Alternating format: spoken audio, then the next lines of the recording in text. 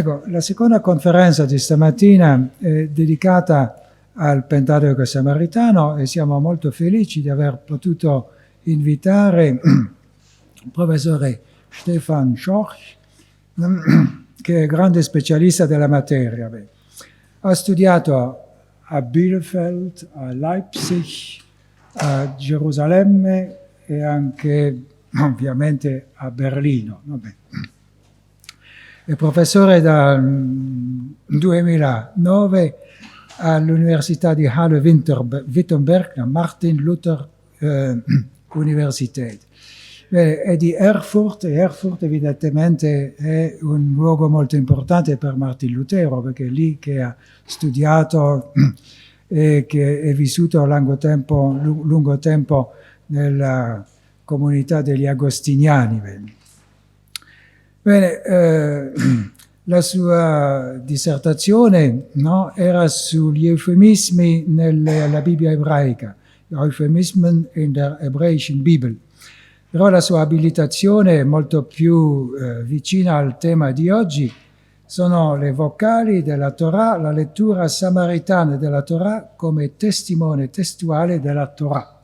Beh, devo dirlo anche in tedesco?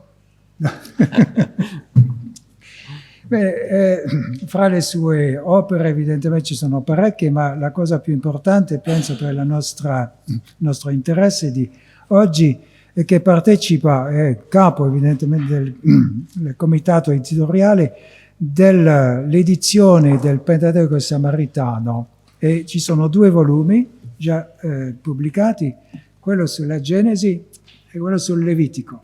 E aspettiamo evidentemente con grande impazienza gli altri volumi. Ecco, adesso cedo la parola al professore Schorch e lo ringraziamo di aver accettato la nostra invitazione. So, please. Buongiorno, grazie mille. Thank you very much for the nice introduction.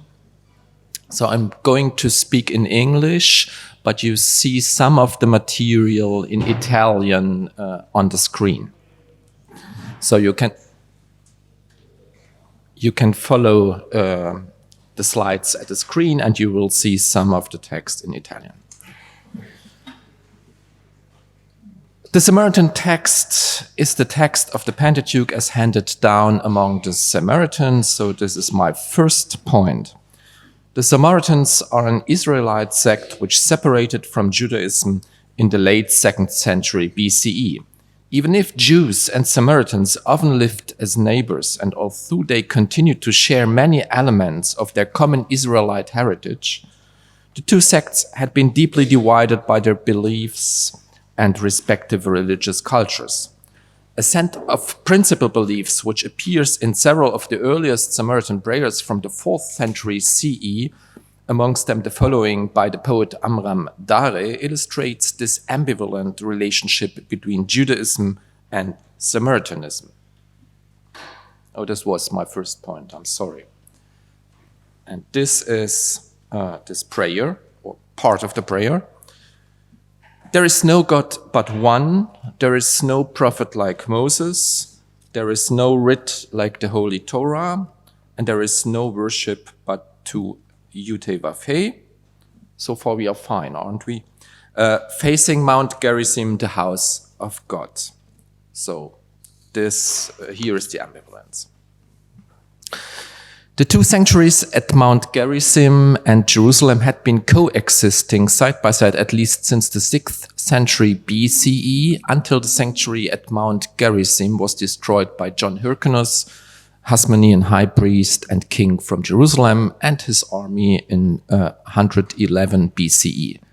As a result of these events, Samaritans and Jews became 2 separate groups. Therefore, the Samaritan Pentateuch, in the proper sense of the word, came into being only after the split. The followers of the Gerizim sanctuary before the split, on the other hand, were of course also bound to the Torah, but their Torah at the time was not distinctively Samaritan, but was shared by both Proto-Samaritans and Proto-Jews. Presently, this is a quote, no satisfactory critical edition of the Samaritan Pentateuch is available, as written by Emanuel Tove in 1989. This resume, 25 years back, is still true. In the absence of better solutions, mainly 2 editions of SP are today in use in biblical studies, namely the critical edition of August Gall, 1914 to 1918, and the synoptic edition of SP and MT prepared by Abraham Thal and Moshe Florentin in 2010. Gall's edition is a critical one, but the main text of the edition, which you have on the slide, is an eclectical text, and it was created by false editorial principles, and it thus misses important features of the Samaritan tradition. Moreover, Gall was not aware of some of many of the most important Samaritan manuscripts, and instead he did use some very recent manuscripts in a very poor scribal quality. Thus, even the apparatuses of Gall's edition are not very reliable. The synoptic edition of SP and MT by Thal Florentin and its 1994 predecessor prepared by Abraham Thal, containing only the text of SP, is strictly speaking not a critical edition but a transcription of one manuscript. This manuscript, number 6 from the Samaritan Synagogue in Nablus, is certainly an old manuscript, but it is a very problematic one, containing some readings otherwise rarely or not found in the Samaritan tradition. In addition, passages of the manuscript are in a bad state of preservation and barely legible. It therefore does not seem to be a reliable representative of SP.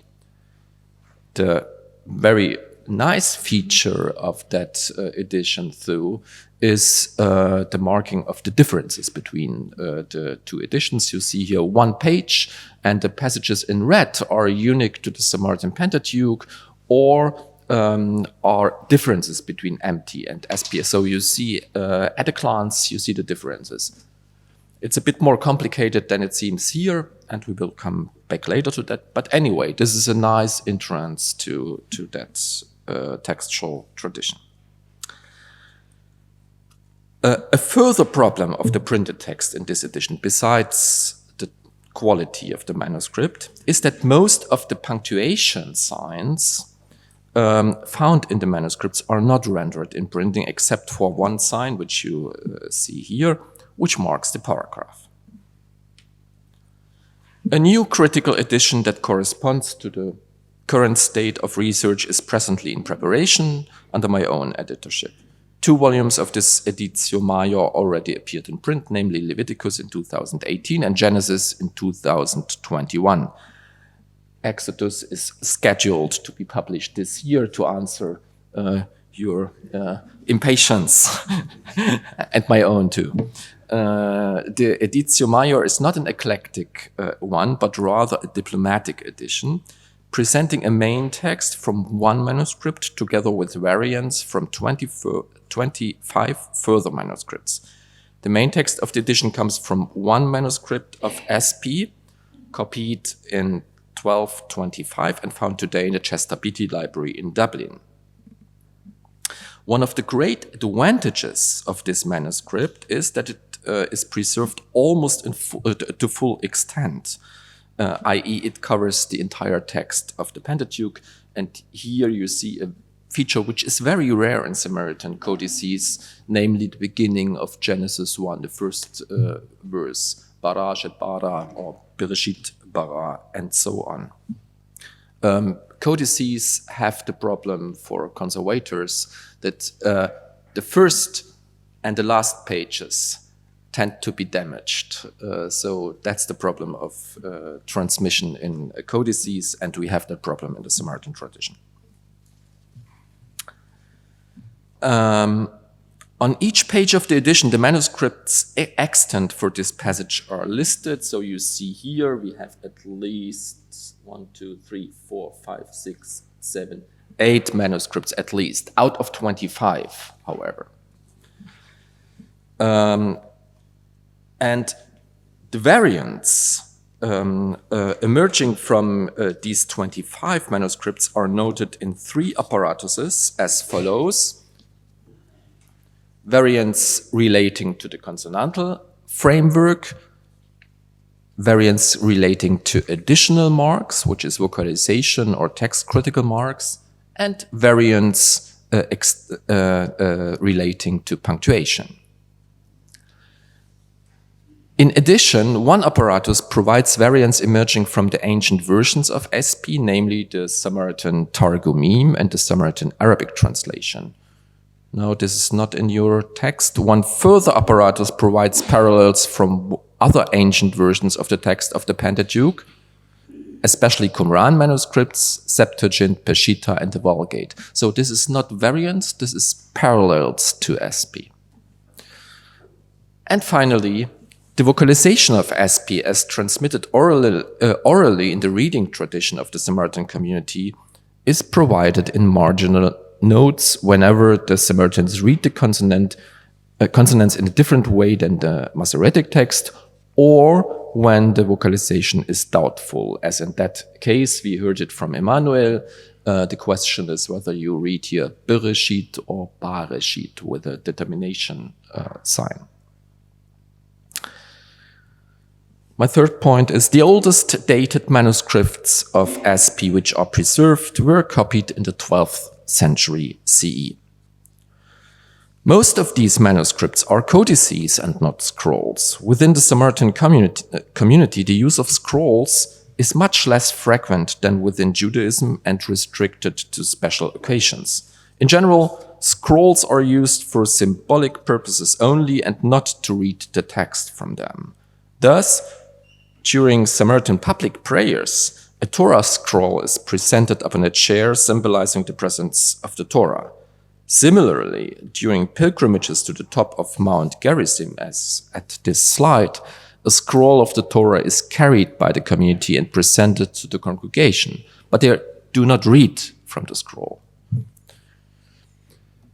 Reading of the Pentateuch takes place exclusively from codices. Also, codices are generally more carefully copied than scrolls, surprisingly, if you come from, or if you are used to the Jewish transmission of the text, and are therefore the better textual witnesses for the Samaritan Pentateuch as compared to scrolls.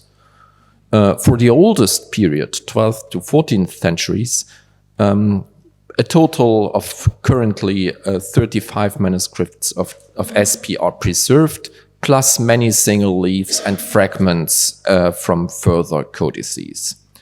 The manuscripts contain the following textual data. First, of course, the consonantal framework of the Pentateuch written in the Samaritan Hebrew script. The text is divided into sections, and these divisions are sometimes in line with the parashot of the Masoretic text, but in many cases they are not.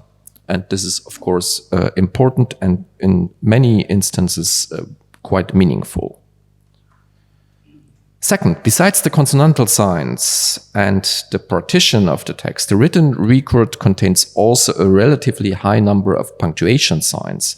These signs display a large variety, and their total inventory comprises about 30 different signs, although the actual number of different signs varies between manuscripts. The punctuation signs serve to divide subsections, verses, and sentences, and they may even be used to mark a certain phrase as a question or an exclamation. Unfortunately, however, the exact meaning of these signs is not yet well described and understood, and research in this field is complicated by the situation, but that the use of these signs seems never have to become standardized. Third, in addition to consonants and punctuation, Samaritan scribes did also employ vocalization signs. The use of these signs is not very frequent. You see it here, counting to an average of 3 to 4 signs per page. Thus, although these signs of course convey important information, it would not be possible to gain from them any far-reaching observations regarding the vocalization of SP in general. Moreover, besides being employed for indicating the vocalization, some of these signs do not mark vocalization, but rather indicate text critical issues. Thus, for instance, in Exodus 15:18, the well-known formula, "the Lord shall reign forever and ever," is read in the Masoretic text, "Adonai yimloch le'olam va'ed." Many manuscripts of the Samaritan Pentateuch contain the same wording, but some of the manuscripts contain a variant here, namely le'olam va'od, forever and beyond.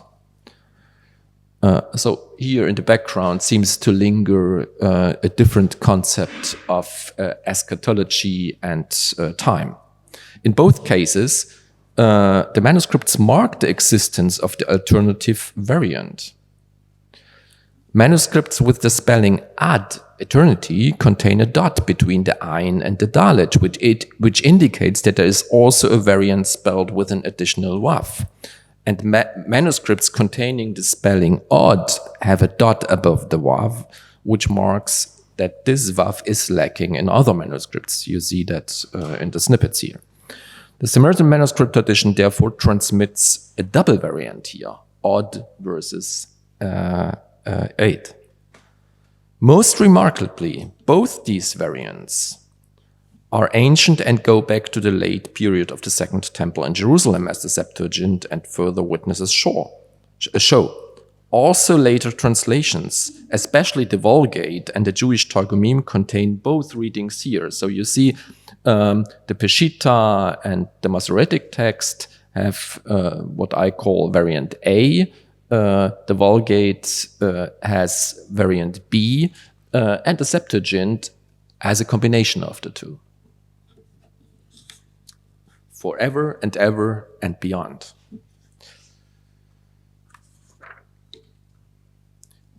The earlier transmission of the Samaritan Pentateuch, from its emergence in the Hasmonean era until its earliest attestation in Hebrew manuscripts, can be reconstructed on the basis of the Samaritan Aramaic Targumim and the Samaritan Arabic translation. So just in order to give you an impression of how this looks like in manuscripts, this is a triclotter, Barberini Oriental 1 from the Vaticana, and the right-hand column is of course the Hebrew. It's always on the right at the right hand. The left hand is Aramaic, and in the middle is the Arabic. And we have a few of these triclotter. As said before, the Samaritan Pentateuch emerged in the 2nd century BCE in the Hasmonean era on the basis of the so-called Pre-Samaritan text that is attested in some manuscripts from Qumran. Material Hebrew manuscripts of the Samaritan Pentateuch, however, are only preserved from the 12th century onwards. In other words, there is a gap of circa 1,300 years for which no direct attestation of the transmission of SP is extant. Fortunately, the Samaritan Targumim, which is the translations of SP into Aramaic, as well as the translations of SP into Arabic, were composed more or less during this period, and therefore, on the basis of these translations, we can reconstruct their Hebrew Vorlagen, originals, and we are thus able to obtain a relatively detailed picture of how the Hebrew text of SP looked like during this period for which no direct witness is preserved. Thus, for instance, an example already mentioned by Emmanuel, according to Genesis 2:2 in the Samaritan Pentateuch, God finished the creation at the 6th day, by Yom HaShishi, and not at the 7th day, like in the Masoretic text. All the Hebrew manuscripts of SP read by Yom HaShishi, and also most of the ancient Samaritan translations. However, one of the Samaritan Targumim, and incidentally the oldest one, contains the reading 7th. and we therefore know that in parts of the late antique tradition of SP, the reading by Yom HaShvi'i existed side by side with the reading by Yom HaShishi. As regards the editio major of SP, the example shows that apparatus with the variants emerging from the ancient Samaritan translations is crucial for the understanding of the early transmission of SP before the Hebrew manuscripts. The Samaritan Pentateuch emerged in the 2nd century BCE on the basis of the so-called Pre-Samaritan text of the Pentateuch, which is known from Qumran manuscripts. In terms of textual characteristics, the text of SP is very close to a group of manuscripts found in Qumran, which have been labeled Pre-Samaritan. According to Emanuel Tov, this group comprises 11% of the Pentateuch manuscripts from Qumran. The most prominent examples are 4Q Paleo-Exodus M, 4Q Exodus Leviticus F, and 4Q Numbers B. In addition, several so-called rewritten Bible manuscripts are based on the Pre-Samaritan text, especially 4Q 158 and 4Q 364. Most obviously, these Pre-Samaritan manuscripts represent a text of the Pentateuch, which was the point of departure for the transmission of the Samaritan Pentateuch. In other words, the phenomenological proximity between these manuscripts and the Samaritan Pentateuch points to an immediate link between the two in terms of textual transmission and possibly also in terms of textual history. The Pre-Samaritan text of the Pentateuch is characterized especially by the following main features. And you have the Italian text at the slide. Linguistic harmonization, closing of narrative gaps within one text, insertion of corresponding passages within the same text, insertion of corresponding passages from parallel text, mostly from Deuteronomy into Numbers and Exodus, and finally, insertion of some large-scale textual compilations from parallel accounts, as a rule from Deuteronomy into Exodus.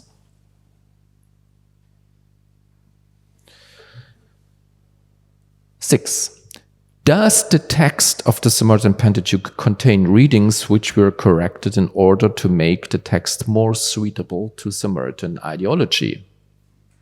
Probably not. The Samaritan Pentateuch contains several passages and single readings which were often regarded as textual adjustments in accordance with Samaritan beliefs, most prominently, although not exclusively, of course, in relation to the veneration of Mount Gerizim. The most prominent cases in this regard are the following. First, the location of the altar that the Israelites are commanded to build upon their arrival in the Promised Land. In Deuteronomy 27:4, the Masoretic text reads, "So when you have crossed over the Jordan, you shall set up these stones about which I am commanding you today on Mount Ebal. And you shall cover them with plaster. And you shall build an altar there to the Lord your God, an altar of stones on which you have not used an iron tool."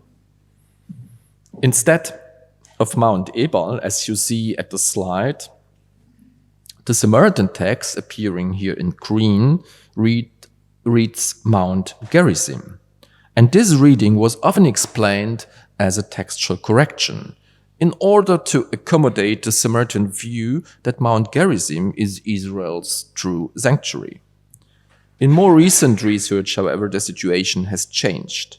As Dominique Barthelemy and Adrian Schenker have demonstrated, the reading Mount Gerizim is found not only in the Samaritan Pentateuch, but also in the Old Greek translation, meaning the original translation of the Septuagint, which was composed most probably in the 3rd century BCE, before the split of Samaritans and Jews.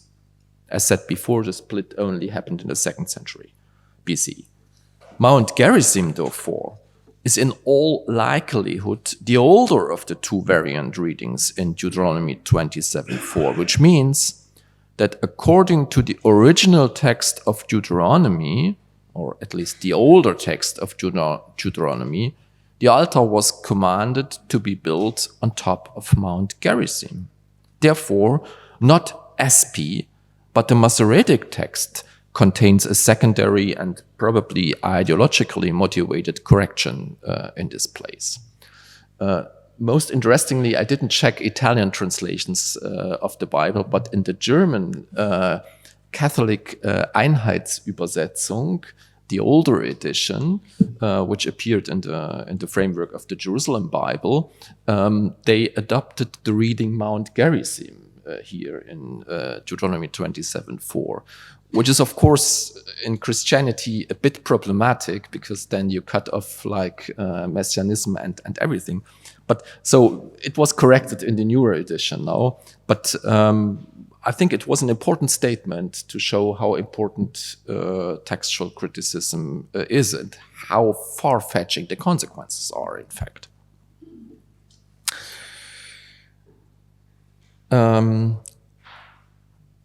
Second, the famous centralization formula in Deuteronomy, which refers to the place of the sanctuary as the place that the Lord will chose, Hamakom asher yivchar Adonai.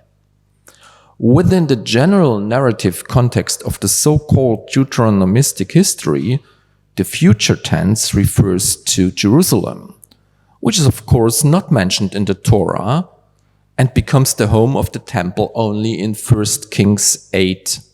The Samaritan Pentateuch, on the other hand, reads the verb in this formula in the perfect, in the past tense, the place that the Lord chose, Hamakom asher bachar Adonai, i.e. the divine election of the sanctuary has already happened within the Torah, or even before the Torah, and is not scheduled to take place in the future course of Israel's history. Now, we have, of course, in later Jewish exegesis and also in Christian exegesis, traditions which say just the same for the Jewish temple. Adam was created out of soil taken from the place of the latter sanctuary, and so on. Very important tradition. So we see Jewish exegesis moves in the same direction here, although apparently in the basis of a scriptural text, which doesn't favor this view. In the Samaritan Pentateuch, it is explicitly in the text. And of course, due to later Jewish exegesis, it was said, well, this seems to be a Samaritan correction. Also in this case, however, as demonstrated by Adrian Schenker, there is good reason to assume that the Old Greek translation was based on a Hebrew Vorlage, which contained, just like the Samaritan Pentateuch, the verb in the past tense, and therefore, again, the Samaritan reading is very unlikely to have been entered into the text under the influence of Samaritan ideology. While these two cases present rather small-scale variants, two further instances relate to large-scale editorial changes of the textual surface. So you have now the Italian text of these two compilations on your slides. The first of these large-scale editorial insertions into the textual surface is the insertion of 9 verses after Exodus 20:21. And these 9 verses present, in fact, a compilation of verses otherwise found in Deuteronomy 5 and 18, focusing on the topic of Moses' prophecy. As you can see at the slide of the presentation, within these compilations, the verses 5, 28, 29 are followed by 18, 18 to 22, followed again by 5, 30, and 31. In other words, the compilation was composed in a ring-like structure, with 528 to 31 forming a frame around 18 to 22. The connection of the two texts thus combines Moses' role as God's interlocutor, found in Deuteronomy 5, with the description of the prophet that the Lord promises to raise up for Israel, creating an intertext which identifies and describes Moses' immense theological importance. The insertion of this Moses compilation into the book of Exodus at the beginning of this Sinai pericope explicitly enters into that book a topic which otherwise would be absent from it, namely Moses as prophet. Without this insertion, the text of Exodus does not contain any such designation or appointment of Moses. And since Moses' prophecy plays a much more important role in the Samaritan than in the Jewish tradition, one may be inclined to identify this addition found in the Samaritan Pentateuch as originating in Samaritan ideological motives. However, also with regard to this third possible candidate for a Samaritan ideologism, the text historical evidence seems to determine that the insertion was not motivated by Samaritan ideology, since the addition of this Moses compilation is also attested in the pre-Samaritan scrolls 4QRPA, 4Q158, and 4Q test, which is 4Q175, and it is likely to have been contained also in 4Q Paleo Exodus M. In other words, the Moses composition or Moses compilation was already present in the pre-Samaritan version of the Pentateuch. It is again not of Samaritan origin, because at that time the Samaritans were not Samaritans. The fourth and maybe most interesting case is the so-called Samaritan 10th commandment, which follows in the Samaritan Pentateuch at the end of the Decalogue in both Exodus 20 and Deuteronomy 5, and emphasizes the divine command to erect an altar on Mount Gerizim. Most obviously, the insertion and immediate connection of this Gerizim compilation with the Decalogue bestows upon the altar at Mount Gerizim an enormous importance and divine authority, which led to the suggestion that the insertion of this compilation at this place was motivated by distinctively Samaritan interests. However, a closer look at the textual evidence seems to show that this conclusion is rather unlikely.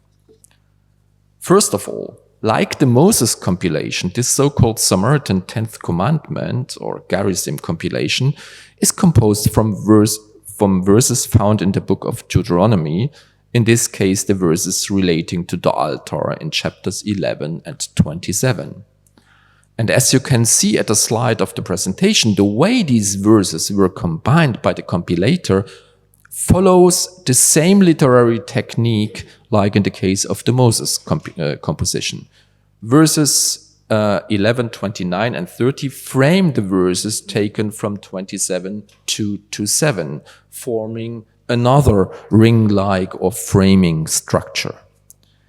The fact that the Moses compilation and the Gerizim compilation were composed with the help of the same literary technique seems to provide a clear indication that both compilations originate in the same scribal circles and at the same stage of textual history, namely in the pre-Samaritan text. Further evidence for this conclusion comes from the pre-Samaritan scroll 4Q Paleo Exodus M.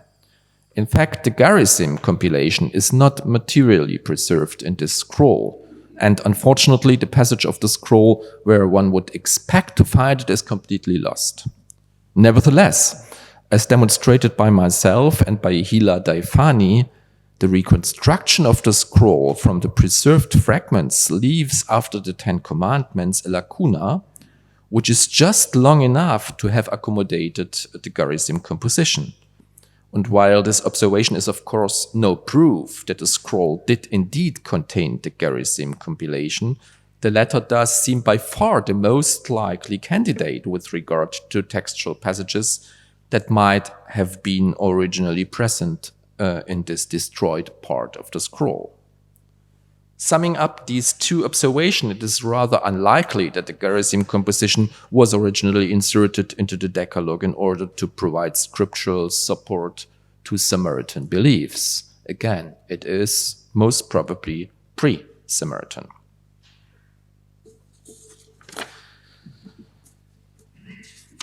The textual peculiarities, this is my 7th point of SP, its meaning and its transmission can only be uncovered if the vocalization handed down in Samaritan Hebrew is fully taken into consideration. The Samaritan Pentateuch is being read in the Samaritan Hebrew, which is quite different from Tiberian Hebrew. And those who are interested in hearing how it sounds on my website, I have a few examples. This Hebrew dialect, which can be traced back to the Hebrew spoken in Samaria, in the region of Samaria, in the 1st centuries BCE, is different from Tiberian Hebrew at all levels of language, especially phonology, morphology, lexicon, but also syntax, idiomatics, etc. Unlike in the Masoretic tradition, the Samaritan reading was never fully codified before the late 20th century, but it was handed down within the Samaritan community as part of a firm and stable liturgical tradition. Examples for the relevance of the Samaritan reading to the understanding of the consonantal framework of SP and beyond it, for the understanding of the historical vocalization of the Pentateuch, can be easily accessed in the new Editio Major, and 2 cases may suffice to illustrate the importance of this evidence, as well as the difficulties relating to its understanding. In Genesis 1:1, again an example brought already by Emmanuel, an important question for textual criticism and Hebrew philology alike is whether or not Bereshit should be read like in the Masoretic text, Bereshit, or with an article, Bareshit. The Samaritans read this word Barajet, which may sound like Reshit in the determined form, in the beginning. And indeed, if you take the BHS, this is the only entry, the only lemma for Samaritan vocalization, and there it is understood and explained as in the or in the beginning. However, according to the phonological rules of Samaritan Hebrew, this is not the case. And the Samaritan reading just confirms the somewhat difficult reading of the Masoretic text. So the Samaritans have just the same reading like the Masoretic text. They just have no schwa, which is why they read it Bareshit and not Bereshit. This is my 2nd example. Genesis 2:7, the Masoretic text says with regard to God's creation of man, and the Lord God formed man of the dust of the ground and breathed into his nostrils the breath of life, and man became a living soul.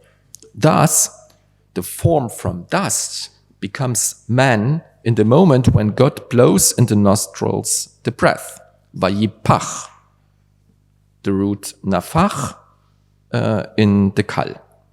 Accordingly, man seemed to consist of 2 components, form of dust and divine breath. The Samaritans, on the other hand, read the same verb vayabba, which is the same like vayapach, nafach in the hifil, which means that God caused the breath in the nostrils to blow. So he didn't breath into the nostrils, but caused the breath to blow inside the nostrils. Accordingly, breath is not a separate component, but a function of the body. A small but very meaningful difference indeed. So there is no 2 components here. There is a function. Breathing is a function of the body, switched on by God. And my last point, number 8, is the Samaritan Pentateuch should not be regarded as a unified text, but rather as a textual cluster. Short footnote, I was struggling, and other people as well, with the translation of textual cluster. I don't know whether un gruppo di testi simili ma diversi is the last word in that. But